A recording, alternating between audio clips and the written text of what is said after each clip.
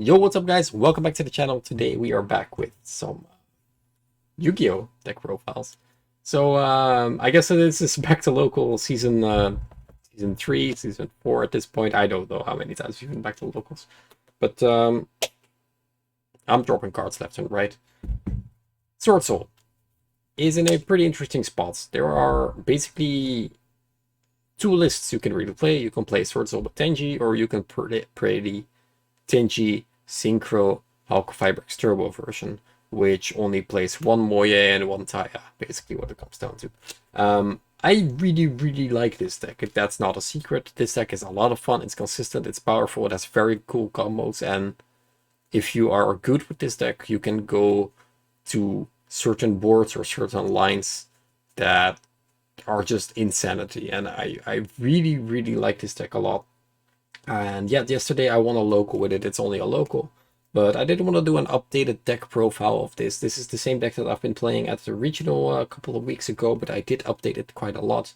I did take a lot of advice from, for example, the guy that got into the top 32 at the YCS.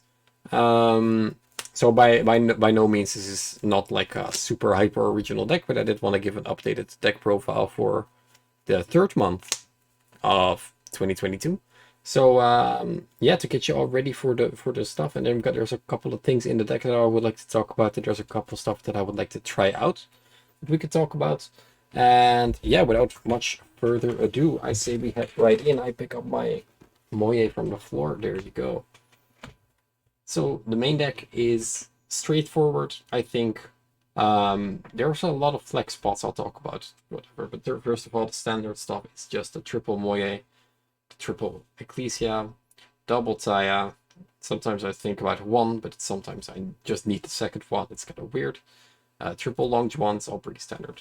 Then for the Tenjis, I think it is pretty good that if you would go with a list like this, that you just max out on all the good Tenjis, which are triple Ashuda, triple Vishuda, triple Adhara. And I also play Circle, so I do play Shatana. I've been playing the fire one for quite a bit.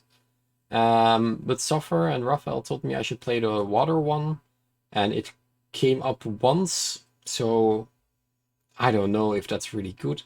I kind of would like the fire one for different attributes, but I don't know. This has been working out for me, but you should either play this or the fire one. I don't think that the wind one is ever correct. Yeah, just 10 Tenjis is I think enough.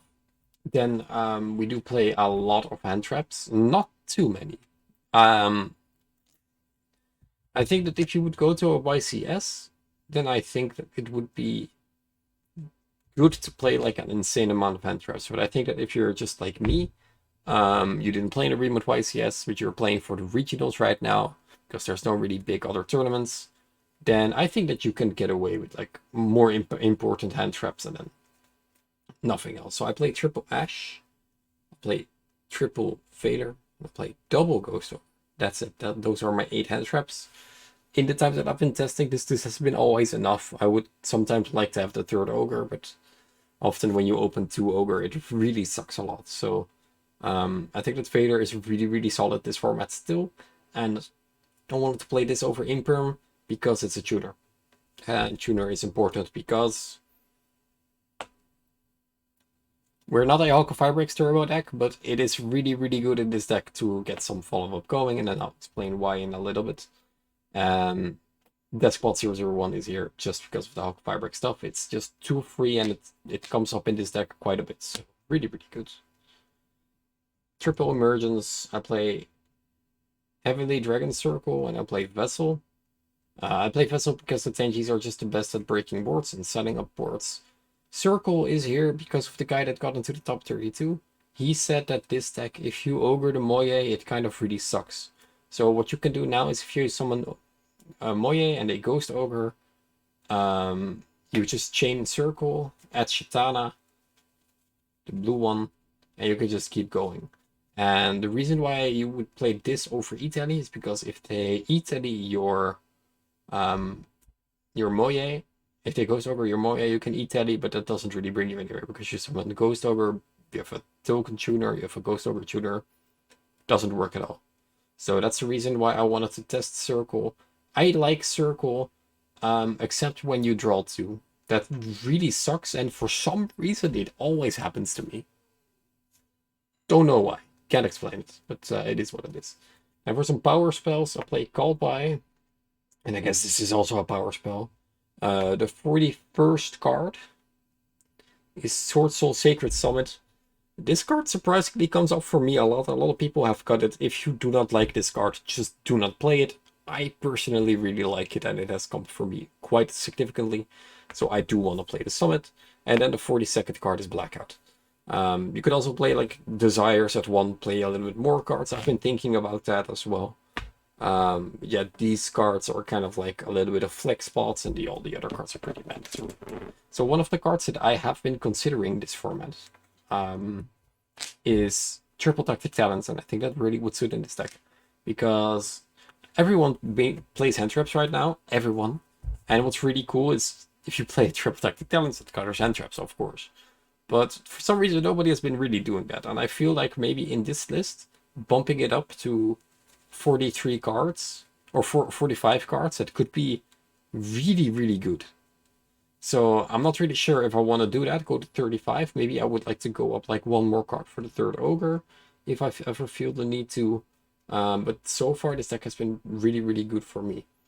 But yeah, I will definitely keep you guys updated on that in the near future. For the extra deck, all you need nowadays is double Monk, because we do need some room, because we play the Hulk Vibrex and we play Auroradon.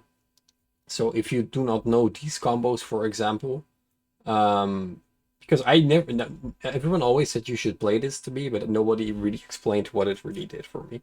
So basically what happens, for example, you have a Vishuda, you have a Vessel, you summon the Vishuda, you make Monk, you activate Vessel, you add Adhara, you send Shuna, you special Adhara, then you link these away for Hulk Vibrex. Hulk Vibrex summons a tuner from the deck, so you summon Despot. You make Auroradon. Auroradon activates, summoning 3 level 3 tokens. You might be thinking they are tuners. They are not tuners. What are you going to do with them? Well, the Despot comes back, and you can use 2 level 3 tuners, 2 level 3 tokens, and the Despot to summon a card that we will show in a little bit, which is the Yazi.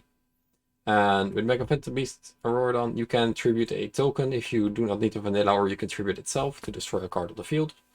You destroy Yazi, and from that point on, maybe because you have the Ashuna in your hand, you can summon the Moye, use her to get her effect and keep comboing after that.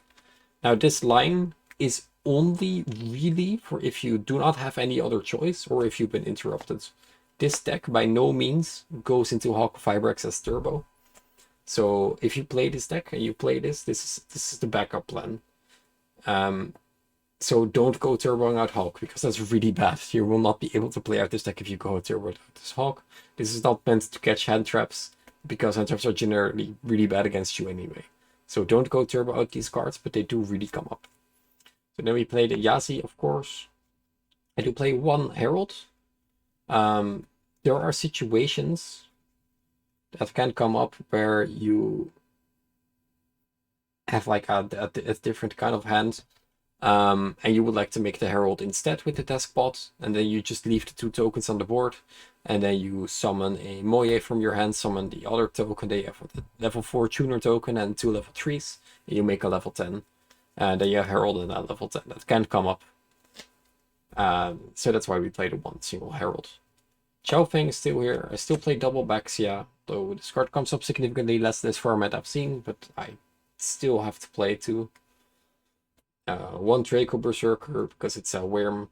This card is really, really good against a lot of decks. People are underestimating this card. For example, if you play against Flunder, fun reference server at my locals, you end on these 2, you won the game, because this stops the first normal summon, this stops the field spell, and then you're done. Just really, really nice. Then I play the other big boy, play 1 Baron, and play double Xixiao. Xixing? Xixiao. Okay, I did say it. Will I ever learn these names? Probably not. Does it really matter? Probably not. Then for the side deck, I decided to run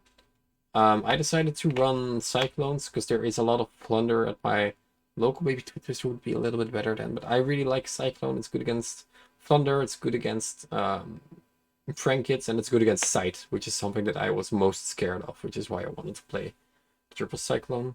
Then I played the 1 Harpy's Feather Duster and the 1 Red Reboot to round it off.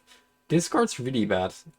I would maybe change this to, maybe I would run double Cyclone, double Twin Twister. Maybe that would be better, because against Flunder and against a lot of the decks, if you do this, it really sucks, because they can just chain everything else, and then you're still like, you're no step ahead. So yeah, this card's just insane against the decks that it's good against. I played double Crow, because I think this is really good against the Hulk Turbo decks. So I just wanted to test this out. Didn't come in once because I didn't have the matchups. And this has been new, but I want to try a Crow out. I think that Crow could be really good. Maybe even main deck worthy. Wanted to play Nip because I play so many Anthrops in the main. This would be a fine additional setup to like play going second. I played double Lancia because I didn't really have enough slots left in the deck, but the Lancia was really good against the decks I was scared of. And I wanted to play this card because I think that this card can discard a lot. You can get away with quite a lot as well. You can bait out an insane amount with Circle as well, and then you can summon a monster, get a Disrupt, chain Circle, chain Droplet, discard Tenyi at Circle. You can play with this card in this deck. You can discard a couple of cards that are not so good to have in your hand. And overall, really nice performance of the Droplets. I've been really liking it. And yeah, definitely came in clutch when I needed it yesterday. Overall, is this deck better than the Swordsoul Tenyi Synchro Pal? No, it is not. The Brave stuff is a lot better. But if you are looking for a deck that's really fun, really cool, plays very differently than the other decks in the meta, and you don't want to buy Brave, or you already have this, then this is a very good pickup for this meta. I think that this deck has a lot of strong points that can easily defeat your opponent. There's really good matchups in this meta, which is very nice, and you have answers to so much. I beat like Flunder boards, I beat Dragoon with this over the weeks that I've been playing this now for a little bit. And yeah, there's definitely a lot of work that needs to be done. Like I said, I want to play the talents, I want to look at the hand trap lineups, maybe look at the ratios of the vessel and the circle, but we'll see all that in the near future. So yeah, let me guys know how you play this deck. Do you even play this, or are you strictly a Brave token summoner at this point? Because that's how a lot of people identify these times. I want to thank you guys for watching. See you guys in the next one.